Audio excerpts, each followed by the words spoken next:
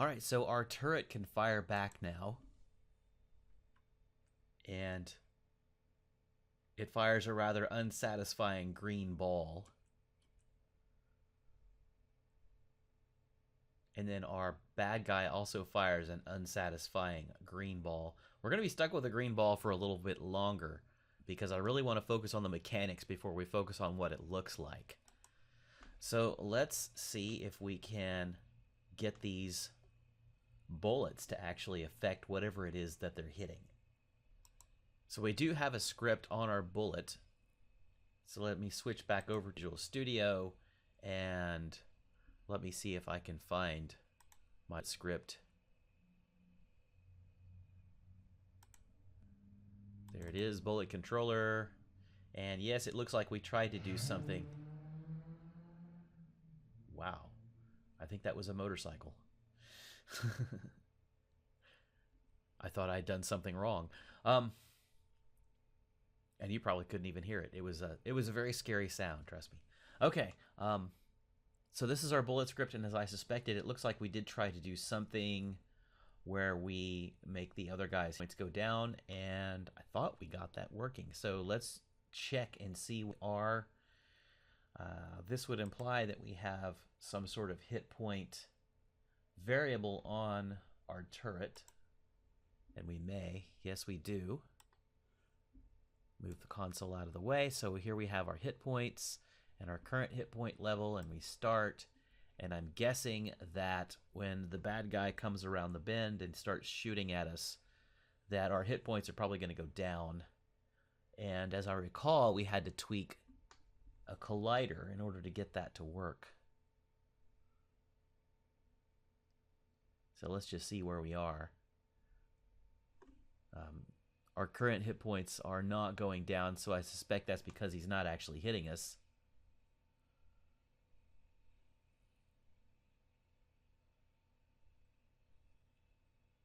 And so there's a couple of things that we could do to adjust this. The easiest one, obviously, is going to be to change the collider on this thing. And it's got this sphere collider on it. And we can just make that bigger. That would be nice to be able to see what we were doing. So let's turn this off. And here's our sphere collider. And oh, it's already organic, so. So why don't we set it to what it should be? It should be fairly tight around the turret. Right, so if we look at it from above, that's probably even a bit liberal. That's probably closer to what we want. Let's see if that is within the realm of possibility here. Oops, that's not what I wanted to do. Okay, I'll go a little bit bigger, but not much. Because I think if you hit the top of the thing, that it should count. Okay, so that's fine. I think we could probably do a better job if we spent a lot of time on the collider. We're not going to. So that's going to be good enough for Richland College work this evening. Now, we just need to figure out why he's not actually shooting at the right thing. And the reason for that is probably somewhat obvious. He's actually shooting at this point right here, when he should be shooting at this point right here. And we want him to walk to this point right here, more or less, but we want him to aim at this point right here. And so we probably need to adjust what the enemy is actually aiming at. So instead of at this random point in space, we want him to shoot at the target itself. And the reason why I wanted him to go to this point right here is if we had set the enemy target point to be the turret itself. Remember, he's walking on our little AI script. The AI script is going to have him walk to the exact point. Well, what happens when he walks to the exact point? He's going to be right here, and you're not going to be able to shoot him because we don't have any attitude control on this thing, right? So we need to keep our enemies far enough away that we can actually target them. And if we let him walk all the way over here and, you know, essentially let him fire at will at the base, then that's not going to be a fun game because he's going to kill us pretty quickly. Unless that's, you know, the point of the game is to not let them get so close. maybe you know, put some sort of different weapon in there that can shock him or whatever. But we haven't discussed anything along those lines. So we need to keep him enough away that we can still shoot him and we can still see him. And that's what this point does out here, but we really want him to shoot at the turret. So let's see if we can make an adjustment to our script and see if we can get him to actually shoot at the turret rather than to shoot at the point. So let's go back to our warrior controller script. I happen to have it here. You can find all of your scripts in Solution Explorer over here on the side. And if you still can't find it, you can always launch it from Unity. Just come into Assets and search for what we called Warrior Controller Script. And there it is. So we double click it, and here we are.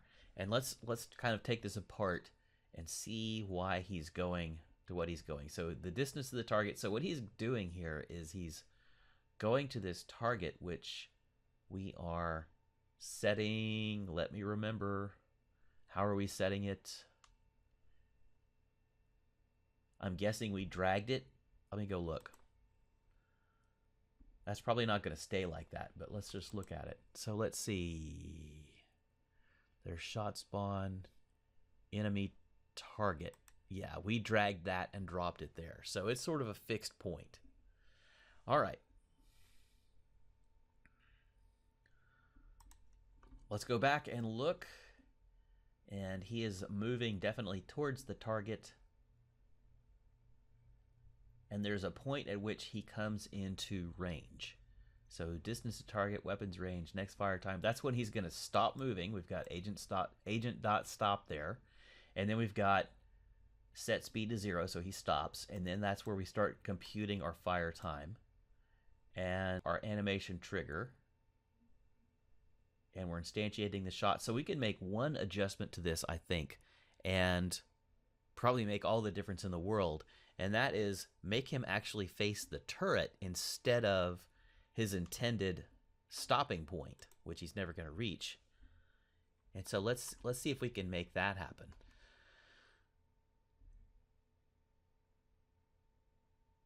So what's the best way to do that? Well, the actual construct that we're going to use is going to be transform.lookAt. There's an actual .lookAt in here. And of course, it's going to want something to look at, right? And right now, by default, it's looking at that point in space away from the turret. And we want it to actually look at the turret. So you just need to, at this stage, pick the weapon of choice that you want to use in terms of how you want to get a reference to your turret. Do you want to drag and drop the reference? Do you want to get it dynamically? I think I'm going to do it dynamically so that I can remind you how to do that. So let's go back over here and make one quick check. And I'm going to click the top part of the rocket launcher, the turret. And I'm going to make sure that I have, in fact, tagged this as player, which I have. Good for me. So since that's tagged as player, that means I can get a reference to it fairly easily. So let's go back up here and let's get a quick reference to it. Actually, we don't need to get that reference every time, do we? We want to do this up here. So let's do private float, and let's just call it turret. And it's not a float, it's going to be a game object. Okay, so there's our turret. And then in start, let's just do turret equals game object dot find game object singular with tag player. There we go. Now we've referenced to the actual turret. So we can do transform.lookAt, and now we can just give it turret. But what does it really want? Let's look at the documentation. It wants the transform. So let's do turret.transform. And let's see if that fixes the problem. I think it probably will. Let me make sure I saved. I'm not sure I saved. use this one. This is save everything. Okay, let's see if that does a little bit better job. He should actually be shooting us.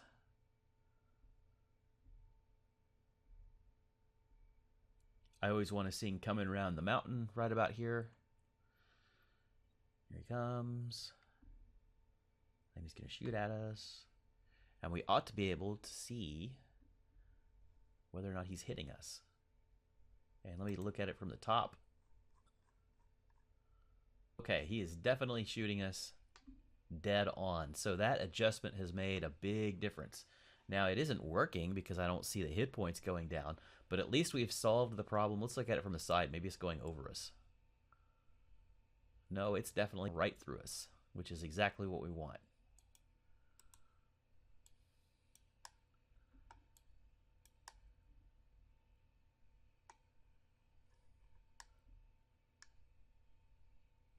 That's a heck of a good shot. Okay, so that's good. That means it's working, and that's neat. So let's figure out why it flat out ain't working in terms of knocking hit points off of us. So we've got this bullet prefab, and we've got, oh, we've got no script on it. Oh yeah, we do. There it is. Okay. And the thing we hit, we tagged it as player, so that's good. If the thing we hit is player, then it should be saying, I hit the other player, I hope it hurt. Now this is kind of specific, right? This is not going to work in the other direction, so we need to keep that in mind. When we fire this bullet really should be generic enough to where we can reuse it. And right now we can't because it seems to be sort of focused on the bad guy's bullet. But that's okay. One thing at a time. Let's get this working. Okay, so I don't really know why this is fake. So let me debug it, and let's see if we can walk through it. I'm going to put a breakpoint right here. And I'm going to hit attach to Unity. And now I'm going to run this. And now we'll play the waiting game yet again.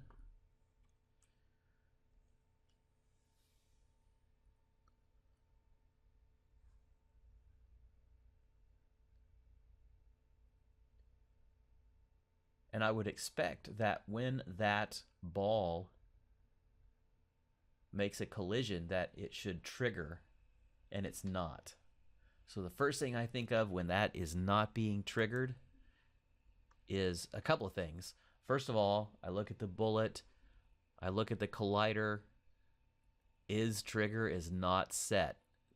That may or may not be the problem, but it's definitely a factor, so let's remember that for a moment. It is definitely going through the turret, which is odd. Let's check the turret's setup, and it has a sphere collider on it, and it is set to is trigger. That's why the bullets can go through it, so that's good. That's what you'd want. You don't want the bullets to bounce off of that sphere. That would look weird. You want them to collide with that sphere and then explode. So let's see what the deal is. It is definitely not hitting this breakpoint, and we have this set to on collision enter, which is not going to work. I suspect we should probably have gone with on trigger enter. So let's just see if it makes a difference. Let's put both of them in there and see which one actually works. So let's do void on trigger enter.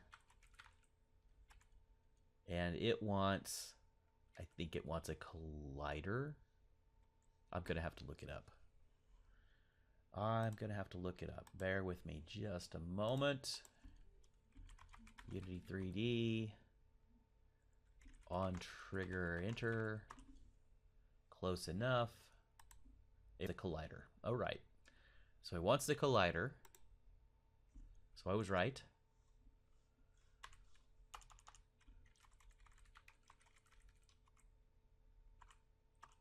I can never remember because, as you can see, on collision it wants collision, and this one wants the collider. Okay, and we're just really looking to see which one actually, if either of them, it may come to be that neither of them trigger, but let's just see if it makes a difference. So let's do debug.log on trigger worked. And let's see if that behaves any differently. We'll save it, we'll switch, we'll run, we'll wait.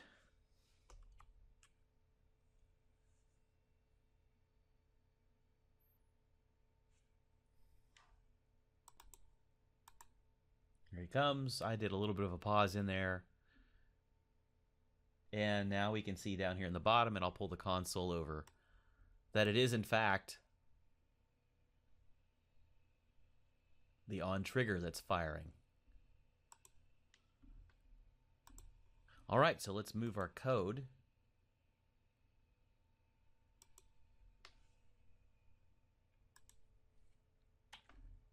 Out of here.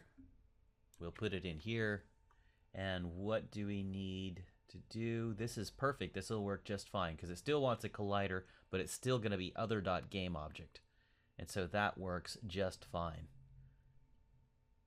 And it's going to destroy the bullet as it hits. Now, I put a half a second delay in there because eventually we're going to want to put sound in here.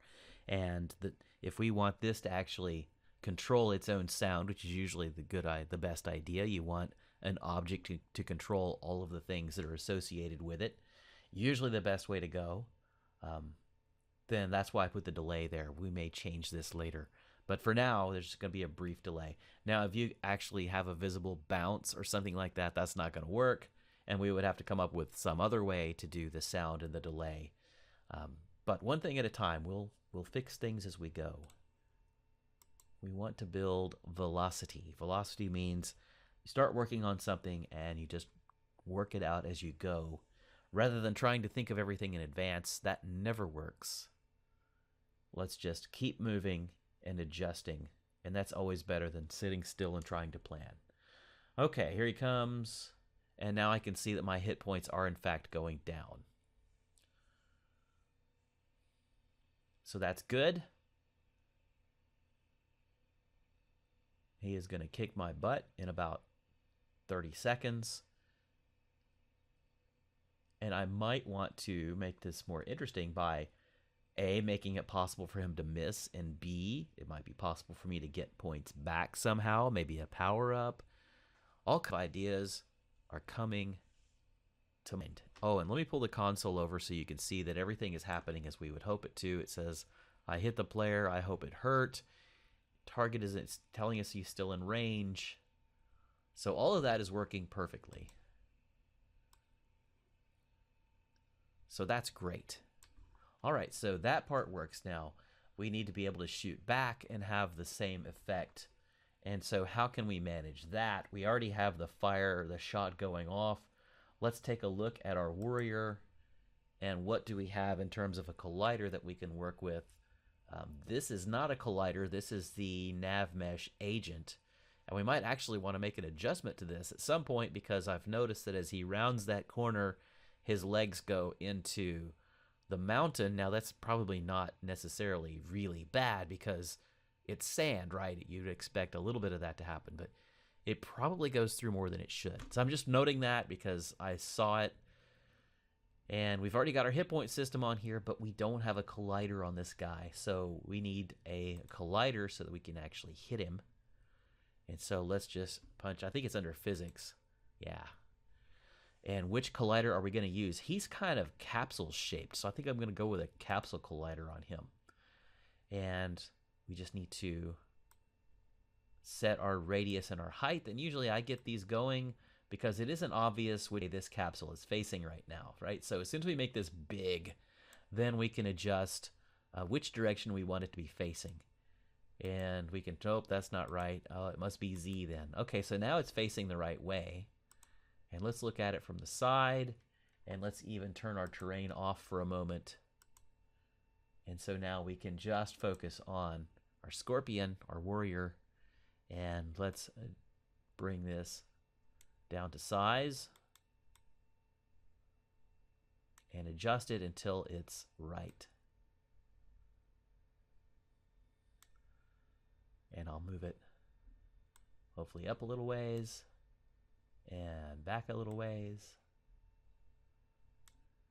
and to the left a little bit. And that's looking pretty good. All right, that is, I think that's probably perfect. Let me check it from the top. We could probably encompass his legs a little bit better, but I'm afraid if we do that, then we're going to have too much above. It would be nice if we could make this flat, but we really can't.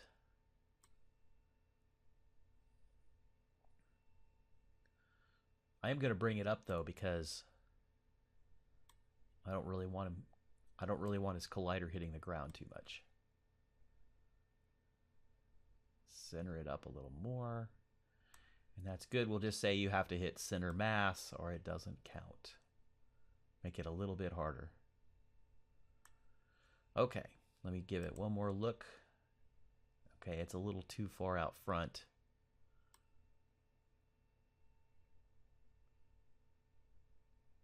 Egad.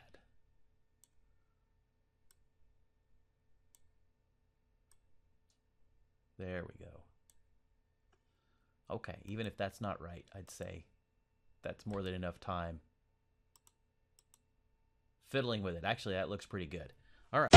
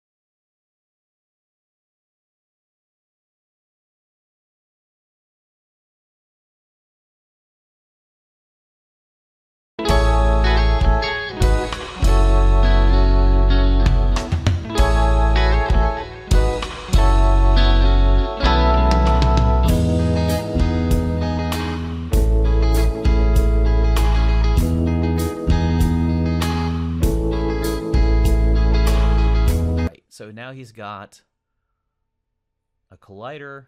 We'll set the trigger property on so that we have the same effect that we did before.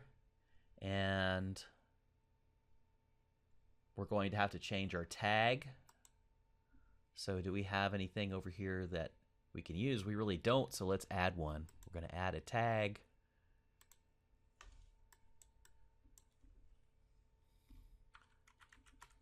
So we'll just call it enemy. And now we have to go back to our warrior and make sure we tag it. That's what I usually forget to do. You'd think that creating a tag while something was selected would add the tag to that thing, but it does not. All right, so that's fine. Let me switch back over to Visual Studio for a moment. I'm going to want to inspect my bullet controller script. And how can we make this reusable? Well, first, we probably need to take this off. Yeah, if you really wanted to leave it in there, you could just make it generic and say somebody. I hit somebody. I hope it hurt. And then we just need to change this so that it could be either a player or an enemy. And that will probably work just fine.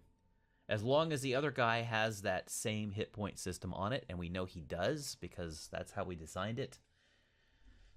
And we've got a magic number here. We should probably fix that.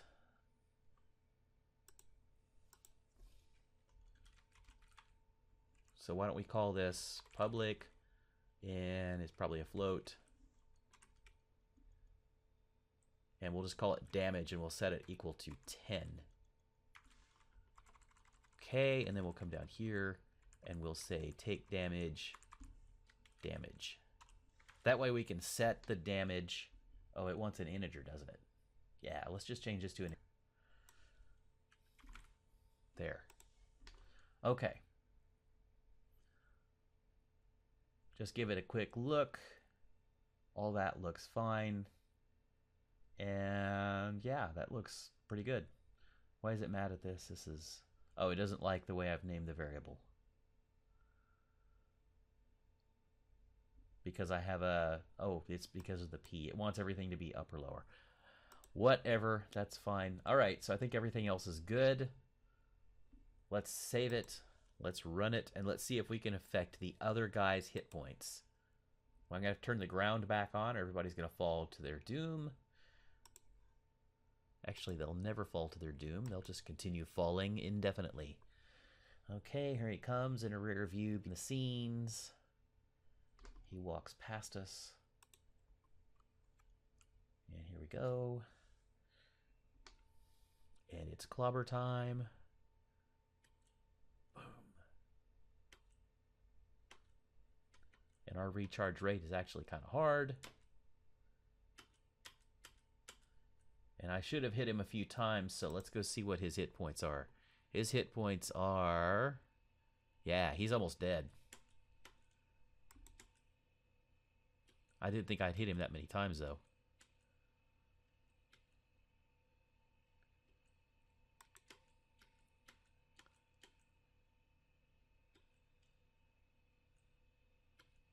Except I wonder why he's not going down past 10. That's interesting.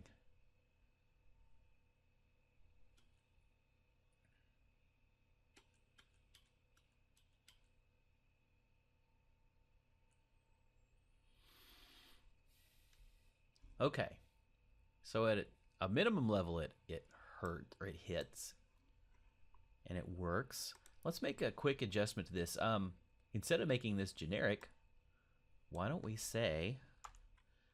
have him tell us who hit who? So let's add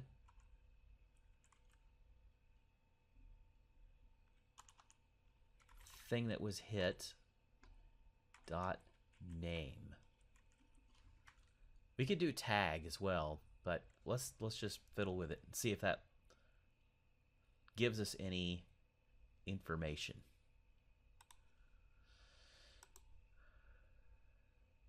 And actually, let's go one more. Let's switch back over here before we wait for him to walk all the way over there. Why don't we say, instead of I, we'll say game object, which is this game object, dot name, and then we've got, so hopefully it'll say PA warrior hit the, and then whatever was hit.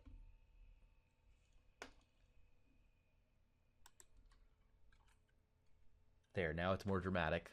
All right, that works, because that would be kind of nice. Then we'd be able to easily log what's happening here.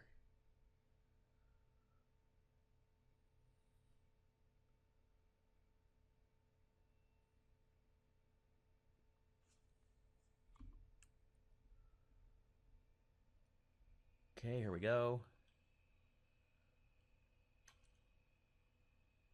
Okay, not quite what I was hoping for, but close.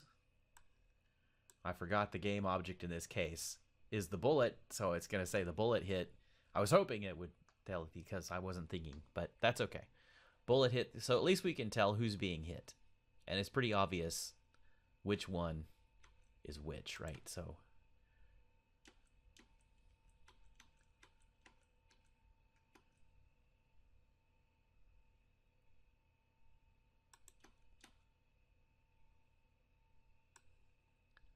eventually we get down to,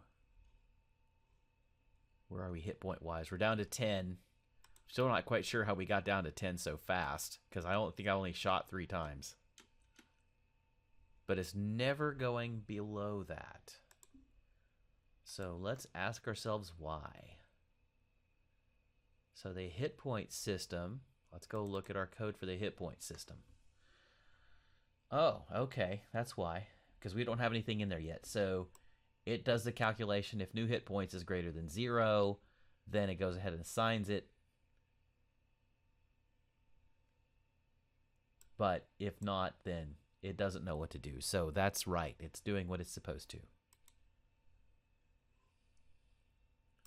All right, so we've got each other. We've gotten to the point where we're reading each other.